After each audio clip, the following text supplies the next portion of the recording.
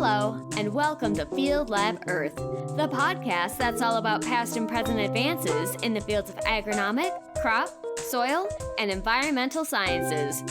Today, for the fifth and final episode in our series on integrated pest management, or IPM, we'll be talking to Dr. Tom Green about IPM and regenerative ag. Regenerative ag is a way of farming which focuses on restoring soil and environmental health by reducing tillage, reducing bare soil, increasing plant diversity, and other methods. In this episode, Tom, who is featured on our first episode in the series, will walk us through how these practices can help support and sustain IPM. Thank you to Kellogg Company for sponsoring this episode. I'm your host, Abby Morrison. Let's talk about science. Hi everyone, welcome to the show. Today we have Tom Green with us. Tom is co-founder and current board president of the IPM Institute of North America, working with farmers, food companies, and communities since 1998 to improve sustainability. Tom holds a PhD in entomology, is a certified crop advisor, and operates green pest and tick control, serving residential, multifamily, and other sensitive environments in Wisconsin with natural and low-risk solutions to structural and landscaped pest problems. After 22 years, he stepped down from his role directing the IPM Institute in 2020 and remains on the board. He also serves on the boards of the Maryland Pesticide Education Network, the Heartland Health Alliance and Protected Harvest, and the Science Advisory Council for Field to Market. Hi, Tom. How are you doing today? Very good. Thank you. Well, wonderful. We are so glad to have you back again. As listeners will remember, you kicked off our IPM series, Integrated Pest Management, and we are having you back again to talk about regenerative ag and its role with integrated pest management. So to get us started, can you provide what exactly is regenerative ag? What's its maybe definition? Why do people pursue regenerative ag? And what is kind of the history of its development? Sure. So regenerative ag is a descriptive term describing a type of agriculture that aims for a very high level of sustainability and addressing the number of concerns that we have about ag, including ag as the single largest user of fresh water, the leading source of water pollution and soil erosion, and an important contributor to greenhouse gas emissions and decline in biodiversity. Other issues are declining nutritional value of many crops and farmer income. So between 2015 and 2019, farm bankruptcies increased for 5 consecutive years. So like integrated pest management, or IPM, regenerative ag has multiple definitions. Unlike organic, there's no consensus standard or legal definition or consensus certification. The term has actually been around for a long, long time. It was first used in the late 1970s by Medard Gable. And then in the 80s, it was included in a couple of references, including University of Nebraska agronomist Charles Francis wrote about it, and Robert Rodale, the famous farmer, publisher, and organic advocate, published a white paper on it in the 80s. So it's been around for a long time, but it really has been re-energized in the past decade, including being picked up by food companies as an approach to promote and pilot in their supply chains. So the term's been around for a long time.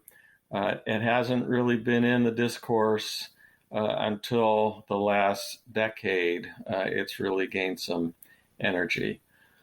So there are now some certification options developing, including organic regenerative ag, so that if you meet the organic standard and this new emerging regenerative ag standard, you can get certified under both of them. So what are we talking about here? Well, it's organized around some core principles. And one of those principles is adapting the approach to site-specific issues. So there's some tension there.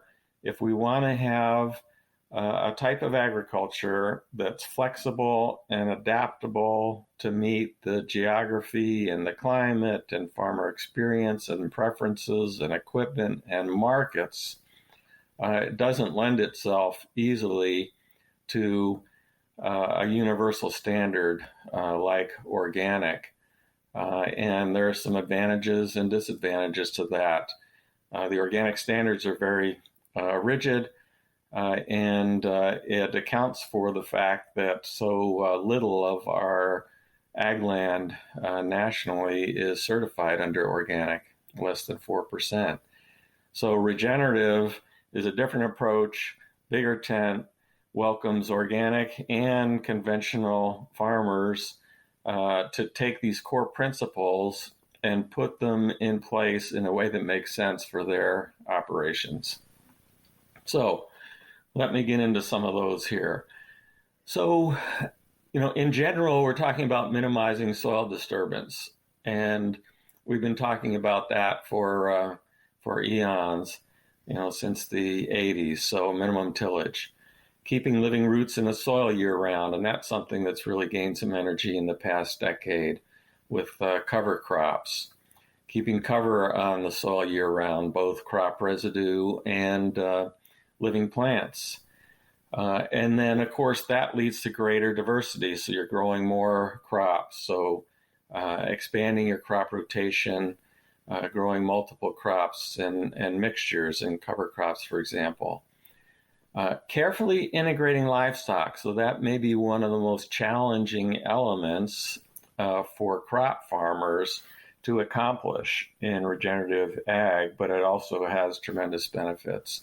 It's something that we used to do, 100 years ago. Most farms had crops and livestock. And then I had mentioned context specific. So those 6 elements are what people are generally talking about when they're talking about regenerative ag. So what's different, because we've been talking about reduced tillage for a long time and cover crops and soil health, what's different? Well, the concept of regenerative ag is integrating all of these at once into an overall system and leading to a deep drop in external inputs like commercial fertilizers and pesticides. So if you get the system going, it's more of a closed loop, a circular system where things in the system are feeding each other, and you have less need for those external inputs and expenses. There's less focus on yield and more focus on farmer net income. And this has been an argument for a long time. Let's put the focus on farmer income. Let's not focus on competing on the basis of yield. What we really want are resilient farms that are making money and also resilient infrastructure that's supporting those farms and making money on a regular basis, and drought resistance so that you're not suffering huge losses in any one year. And diversity in products and markets so that you're not dependent on the price of corn as much, for example. That is a great overview of the history. Tons of information in there that I didn't know about before, and am very tempted to just keep asking you questions about that the whole time. But we today wanted to focus in on how regenerative ag specifically interrelates with integrated pest management. So I was hoping that you could talk about some of these key principles that you've mentioned in more detail, as well as how you can utilize both of those or how they interlace with IPM. So can you tell me about that? Sure, and I'll just go down the list here. So starting with minimizing soil disturbance or reduced tillage or no-till. So when you till, the soil, you disrupt the soil structure, and you disrupt the natural processes, including formation of pores in the soil through earthworm activity, for example, which allows air and water infiltration into the soil, which then supports biodiversity of organisms in the soil. So soil health, living soil is a living organism. Healthy soil supports all these different types of organisms that can help control harmful microorganisms in the soil, and also pests above ground as well. So soil biology is also key to natural nutrient cycling, that conversion of nitrogen and carbon in the atmosphere through plants into nutrients in the soil. And when you till, you also release that carbon into the atmosphere, contributing to greenhouse gas accumulation and climate change, of course. So in terms of IPM in the Midwest, we have prairies as prime examples of healthy soils with minimal soil disturbance, and they're incredibly productive and resilient against pest attacks without any external fertilizers or pesticides. So it's a great example of an incredibly productive closed loop with nitrogen-fixing plants, all sorts of decomposers in the soil, mineralizing nutrients to make them available to plants again, and grazing animals contributing nutrients. And when we see these restored prairies, they don't need a lot of inputs. They don't need a lot of pesticides and fertilizers. They just do their thing, and they're fire adapted and very resilient to drought. And it's a model that regenerative ag sorts to strive for in terms of that closed circular loop, where you have so many different organisms interacting that no one pest overwhelms the system and wipes things out. Then when we have living roots in the soil year-round with no bare soil, we greatly reduce our soil loss through soil erosion, and along with that, the nutrients in that soil. We reduce losses of those, and we improve our surface water quality. So what does that have to do with IPM? Well, you're also reducing compaction and contributing to that soil health. So when you have bare soil out there, even a rainstorm can compact that soil. And when you run equipment over it, it compacts that soil. So compaction is one example of a soil health component that's improved by having living roots in the soil year-round and no bare soil. And that benefits the whole biodiversity and production of beneficials and root health, because there's plenty of air getting to the plant roots, and they're not compressed in the soil, and they're much less susceptible to root diseases, for example, with healthy soil structure, good water infiltration, low compaction, low pooling and puddling and filling up of the soil with water and potential for pathogens to attack those compressed roots. So what about plant diversity? So we've talked some about that. We have a range of plant diversity in our cropping systems these days, from corn-only rotations, farms that just specialize in corn, that's all they do, to simple rotations like corn and soybeans, to more diverse rotations like cotton, alfalfa, corn, sorghum, and vegetables.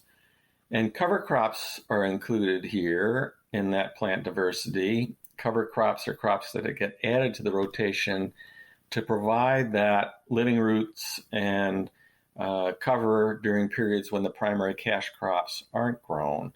And we have rye, tillage radishes, mixtures of different seeds that are planted in late season and then grown over the winter to keep the ground covered, keeping living roots in the soil.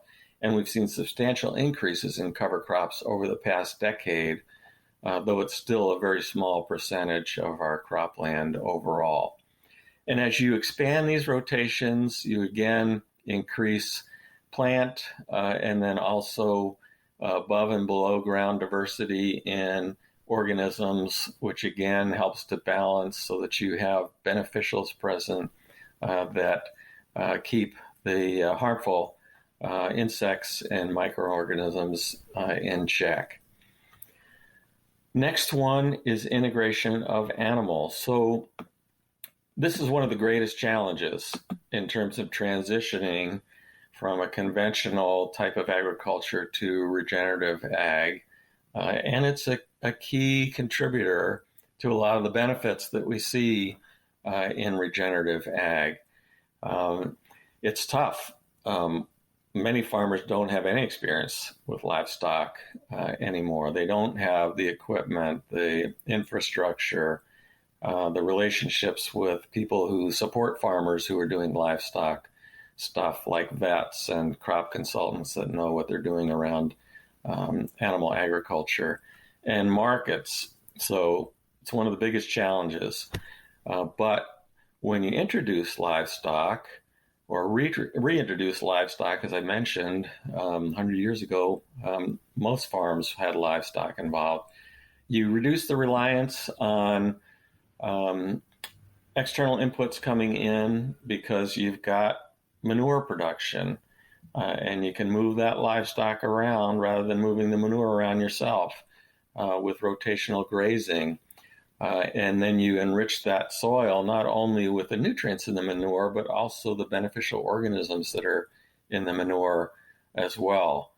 And they also help to monetize the value of those cover crops that we're increasingly planting by providing grazing opportunities for those cover crops, as opposed to simply just killing those cover crops before planting in the spring, and not getting that extra meat building value out of those cover crops. So in general, what we're doing with regenerative ag is we're improving biodiversity and restoring some of that natural balance between beneficial organisms and pathogens and insect pests and weeds that otherwise we have to manage. So we can design our crop rotations and our cover crops to help suppress weeds. So it's not only insects and plant diseases that benefit from regenerative ag practices, but also weed management as well.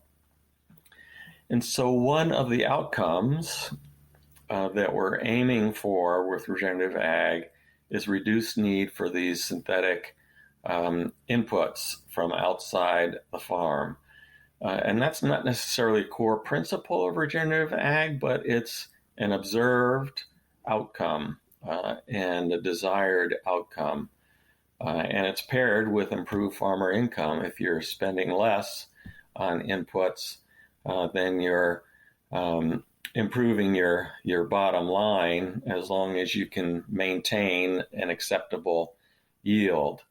And there's lots of opportunity there. So we can reduce reliance on commercial fertilizer when we improve that natural nutrient recycling that we have by reducing soil disturbance and increasing our crop diversity and integrating livestock.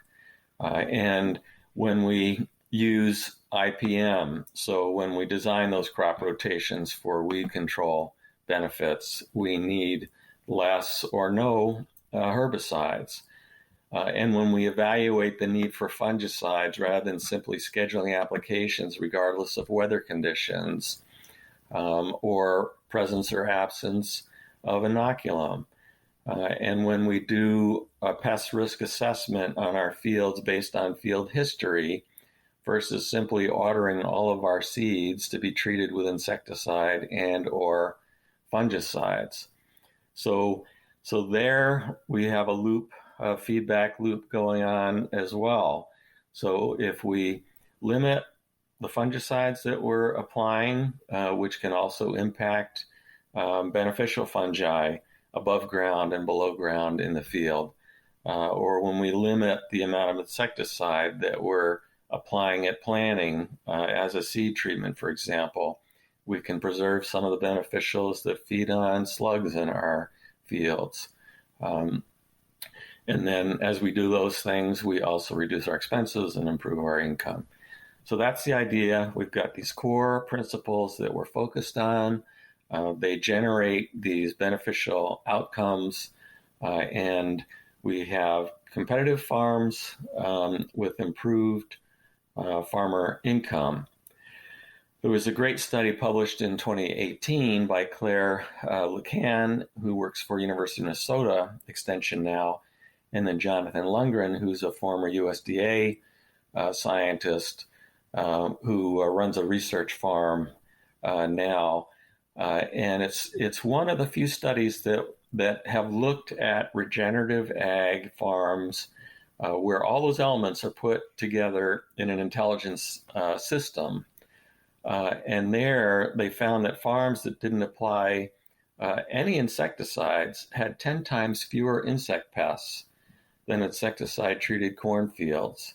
And it's all an outcome of improving that biodiversity and that natural balancing in the system so that pests don't get out of balance and out of hand. We've got lots of beneficials in there that are feeding and using those pests as a resource, and it reduces our need for intervening.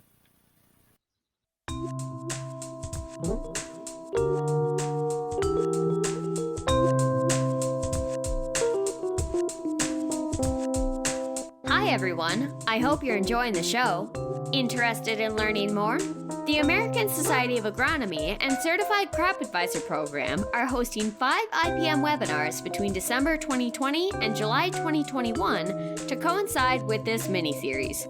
The American Society of Agronomy's magazine, Crops and Soils, will also be publishing 3 articles on related IPM topics, including one by Tom titled Regenerative Agriculture, What Every CCA Needs to Know. If you'd like to learn more about any of these resources or related continuing education unit opportunities, you'll find links to them in our show notes. If you are a certified crop advisor or certified professional soil scientist, you can also take a quiz for continuing education units for this episode and Tom's article, which can be found in our show notes or on certifiedcropadvisor.org. Let's get back to the show. That's astonishing. That's really crazy. That's so much. Wow, what a difference. So it almost seems like IPM is almost like a passive result of these regenerative ag techniques. It's not, in holistic, we talked about, using all the different techniques that you can use that are a little more active. But this almost just seems like if you do this, that it'll just kind of naturally take care of itself, and it's not quite as active of a process. Would you say that that's the case in your opinion, or what are your thoughts on that? Exactly. That's the concept. So what we're doing here is we're not reacting to a symptom, in quotes, of an unbalanced system, but rather we're designing a balanced system where those things largely take care of themselves. We're focusing on what's the root cause of pest outbreaks. Well, it's often a lack of beneficials. And so when we stop using inputs or practices that can suppress our beneficial populations, we have fewer outbreaks to deal with. And, it's important to note that many farmers are doing these individual practices, like John Tooker at Penn State has done great research about the impacts of just eliminating blanket preventive seed treatments with insecticides on beneficials in Pennsylvania farm fields. And many farmers have stopped using seed treatment on every acre. And instead, they look at their field history and they say, this field I know I'm going to need the seed treatment in because I've seen the populations of seed corn maggot or whatever starting to build in the field. So I'm going to order treated seed for X, Y, and Z field, but the rest of my fields I'm not going to put it on. And they see benefits in improved slug control, for example, because that insecticide is not killing those predatory insects that are living on and in the soil that are killed by those seed treatments, and then they're available there to manage those slug problems, which aren't at all impacted by the seed treatments. Slugs aren't controlled by the seed treatments. So regenerative ag is taking all of these different practices that have been talked about for years and promoted for years individually, and putting them in a system that really does add resilience to the system and reduces those periodic outbreaks that farmers have to deal with. Yeah, I like that a lot. It goes very hand in glove with what you were talking about of kind of having a little bit more flexibility for each farmer to choose when it's appropriate to apply, whether that's a seed treatment or a spray or whatever it is, versus not, and when to plant cover crops versus not, rather than having this strict overarching set of rules about everything. I have a side question for you. Sure. So, given all the benefits that regenerative agriculture seems to have, based on this conversation, what are some reasons that farmers would have that prevent them from uptaking it or uptaking it at scale? Because I know some listeners might be like, well, why doesn't everybody just do that instead then? So can you talk a little bit about why, like, what is the balance there? What are they putting on either side of that scale? Sure. Okay. Well, let me start with what you mentioned about flexibility. So the other side of the flexibility coin is it makes it really hard to build a market. So, consumers could be driving more adoption of regenerative ag and feed money into the system like they do for organic, with organic price premiums, to reward those farmers and incentivize farmers to make the transition. But if there's no consensus standard or even a consensus definition, just like IPM, anybody can go into the marketplace and say, I'm regenerative. And so food companies are going to be subject to attack for greenwashing if they market their supply chain as regenerative without being able to demonstrate that those farms meet a set of standards. So it's a real challenge to accommodate that flexibility, yet maintain credibility, establish and maintain credibility in the marketplace to get that marketplace and capitalism working to get more money back to the farmers who are doing this. And why do the farmers need more money? Because it's more challenging certainly to transition to regenerative ag. I mentioned the challenge with livestock production. So if I'm a farmer and I've got my cropping system going and I've got my certified crop advisor who knows what he's doing or she's doing about crop production, and now all of a sudden I've got to introduce livestock, I need to access a whole different set of infrastructure and expertise. And I'm riding pretty thin margins and don't have a lot of dollars set aside in case something goes wrong, or just to cover the things that I know are going to go wrong during that learning curve for 2 or 3 years. And a lot of these benefits that I've talked about, I'm not going to see for several years. So that is a super challenge.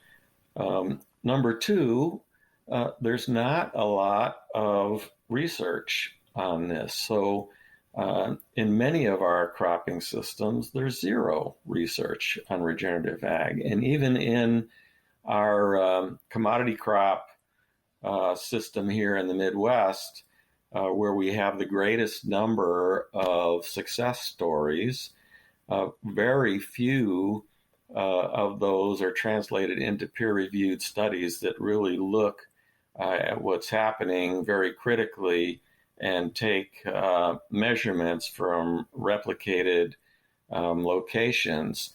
That Lacan and Lundgren study that I mentioned is one of the few that's looking at whole farms and doing comparisons. So there's lots of information out there if you go online promoting the benefits of regenerative ag, but it's based a lot on anecdotes, so stories from individual farmers, or case studies where there isn't a real intensive comparison. And one of the reasons for that is this is really difficult research to do. It's only been developed, in the past 10 years, really pushed. So there's not a whole lot of engagement with the land-grant university system yet, although that's improving. And it certainly doesn't lend itself to small plot, limited element research that you can get results in a single year. I mean, we're talking about long-term studies at field and farm scale. You just can't do small plot studies with all of these elements integrated in there. How can you have livestock integrated into one small plot and not into the next? It's really expensive and long-term and complex and lots of variables moving around. So that's another obstacle. So if I'm a farmer in Wisconsin, where the heck do I go to get the support that farmers get now from Extension and their agronomists and certified crop advisor and ag retailer? It's not there for regenerative ag. And then you look at perennial crops, very little data for vineyards and orchards in terms of what they should be doing to be successful in regenerative ag and other specialty crops as well. So that's one of the biggest challenges. The infrastructure, the data just aren't there. And there's a lot of snake oil out there around regenerative ag and claims that you can't imagine would be supported by replicated studies and peer-reviewed literature. So those are some of the barriers. Sure. That actually does lead us really smoothly into our next question, though, which is future research. So as far as regenerative agriculture goes, where is the research headed? Maybe how are they planning to do the research, since you mentioned that it's a difficult thing to replicate and do at a scale that is economically viable. So where are we headed? Okay, so with this re-energizing of regenerative ag over the past 10 years and the interest in the food companies, because they're very interested in responding to their customers and their shareholders and advocates' concerns and communication about addressing things like climate change and water pollution resulting from ag activities. So multiple food companies, General Mills, Kellogg's, which is supporting the series of webinars and the podcast, Danone, Nestle, a number of food companies are diving into regenerative ag and saying, this is something that really has good potential. Let's recruit some suppliers and their support infrastructure and bring in some outside consultants that are experienced in regenerative ag, and let's get some pilots going, whole farm pilots, in multiple crops that we have in our supply chain. And some of these pilots include land-grant partners. So we have now a big driver with these food companies to recruit farmers who supply them and see them as really important customers that they want to keep happy to participate in experimenting and adaptively managing and taking these concepts and figuring out how to get them to work within their farm. And so we have potential now for rapid development of the data that we need and the published studies that we need to get this thing moving and on a really solid scientific-based track. And that includes looking at what are the challenges and opportunities for our service providers. So our ag retail certainly is not set up for regenerative ag, and potentially they're looking at drops in input income from selling pounds of fertilizer and pesticides.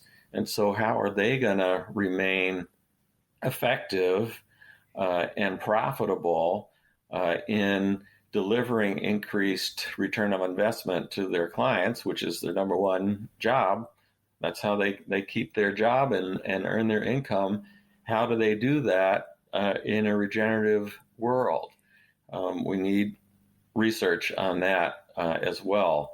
And certainly it's not always going to be these hired guns from outside the region, this limited body of experienced consultants who come in and help farmers make that transition successfully. So that's an opportunity for our ag infrastructure is to get in now and learn what's happening and be ready when one of their farmer customer comes to them and says, hey, my buyer, my grain mill supplies General Mills, and they're asking me to participate in this, and I need you to be involved as well. So that's another element to the research that's needed. How do we convert our existing infrastructure to be profitable and effective in delivering what they need to farmers, which is return on investment? Sure. Yeah, lots of room for growth in this area. So thank you for sharing about that. I have 3 questions left for you. First is, if listeners want to learn more about regenerative ag and IPM, where can they go? Okay, so number one, if you're a certified crop advisor, look for your next Crops and Soils issue. And there's an article in there I wrote. It's called What Every CCA Needs to Know about regenerative agriculture, and it includes some good references, some good reading in addition to the article.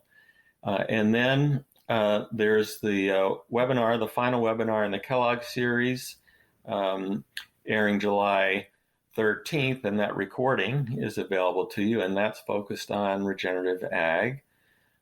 You can also go online, and there's a book by Gabe Brown, and he's a longtime farmer, converted to regenerative approach 20 years ago, and wrote this book, and been very successful at it, generating much more income per acre on his farm than he used to, or than his conventional neighbors. Really solid guy. He started a consulting group called Understanding Ag, and that's one of these groups that can provide consultants to food companies and farmers to help them transition, and also started the Soil Health Academy, and they have an organization called Soil Health Academy. Look it up, soilhealthacademy.org. And for $500, you can sign up for their Regenerative Ag 101 course, which is online, on demand. It was developed during COVID when they had to stop doing their in-person trainings. But now they also have a schedule of in-person training events too. So if you go to soilhealthacademy.org, it's a great resource, really solid people who know what they're doing and are very active in these supply chain projects and learning a lot more about additional cropping systems in terms of how to apply regenerative ag. And then finally, another opportunity, if you're a Netflix subscriber, you can go on Netflix and watch this video called Kiss the Ground. And it's really, really interesting. You have to keep your ears open. Don't shut your ears when you hear some of the over-the-top language about, industrial ag and toxic pesticides. That kind of stuff really irritates my ears, and I know causes people to turn off the message. But the concepts they're talking about are solid. They're what I've been talking about here today. And it's good to see what's out there in the popular media about ag and understand why people can get so inflamed about agriculture impacts on the environment and the need to improve agriculture, which certainly we all agree on. Lots of opportunities to do that. But it's a really good overview of the concepts of regenerative ag and how they relate to things like climate change that the public and consumers are very concerned about, and food companies and farmers and all of us. So those are some good resources to look at. Sure. Yeah, we will have links to all of that in the show notes. Feel free to check them out. And second question is, if people then want to take that next step and start getting involved in regenerative agriculture, where can they start and how can they do that?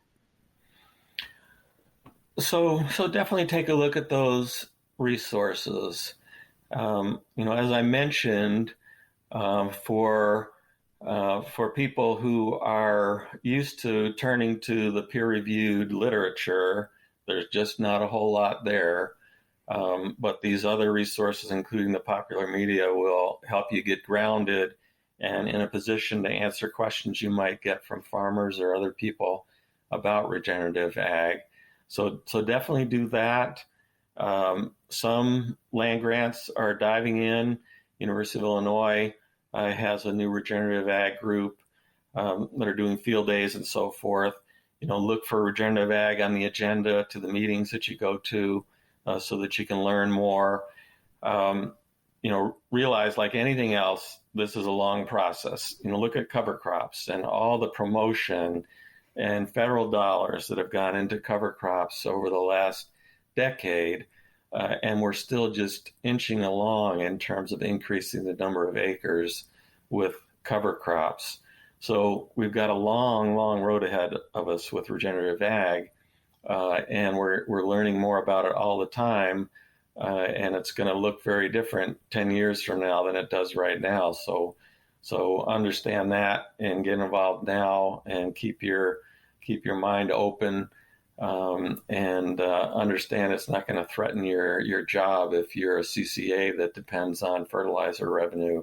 It's not going to threaten your job tomorrow. It's a long process here. Let's be positive about it. Let's recognize the need to make improvements in agriculture and get involved in a positive and constructive way.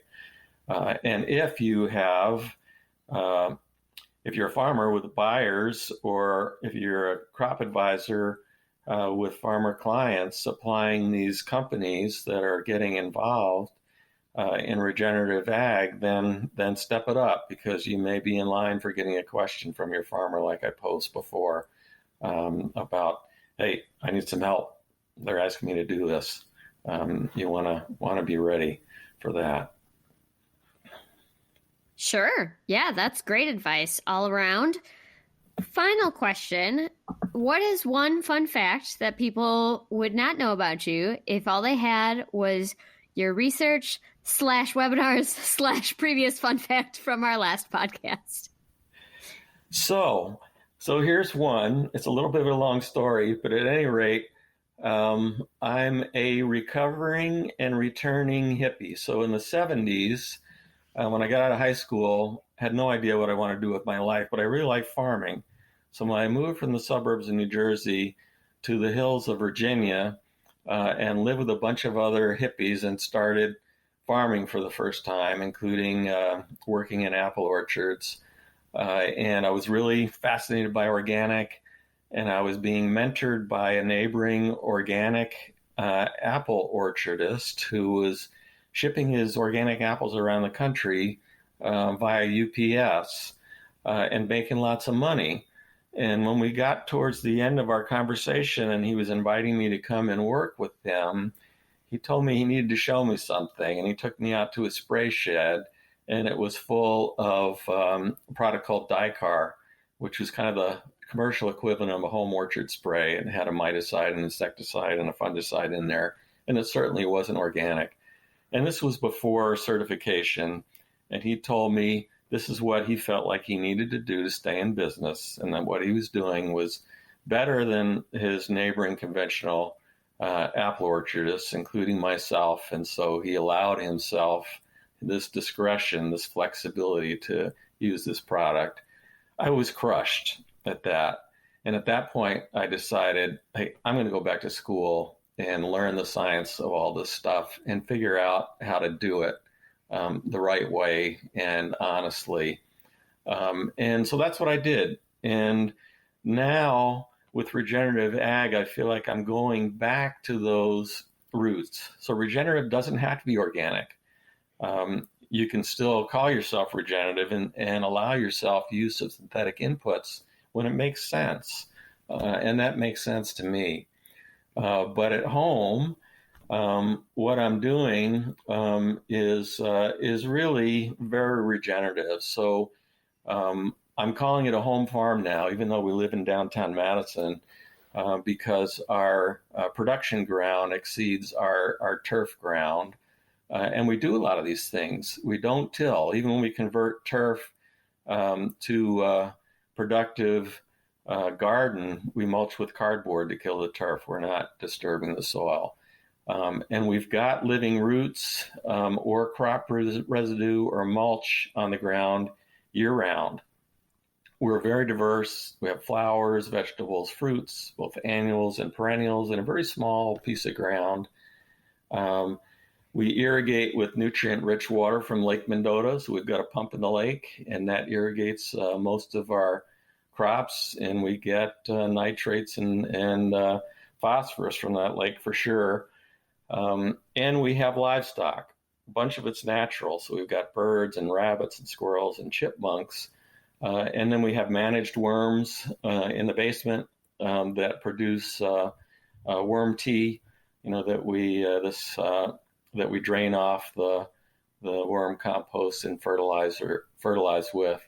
And then I also have some cockroaches and scorpions and a tarantula that I manage as part of the livestock group that I use in training. I do a lot of trainings with school systems, people who work in schools. I do training on IPM and how to manage pests in their school buildings by preventing entry of pests. So I'm coming back around, and it's really exciting to see regenerative ag taking off in a way that allows that flexibility to use what we need to be successful, and at the same time address these pressing issues that we do have some solutions for by looking at, why is the pest here? Why am I having outbreaks? What can I do to diversify my organisms on my farm so that I've got beneficials that have plenty to feed on, so that they stick around and that they're ready when some conditions start to lend themselves towards a pest outbreak. So that's the fun fact. Wow, that is a great fun fact, and so wholesome and nice that you've kind of been able to come full circle and obviously see a lot of the different sides of this ongoing discussion. Thank you so much for being on the show. We really, really appreciate you taking the time. So thanks for being on. My pleasure. Thanks, Abby. Really enjoyed it. Great.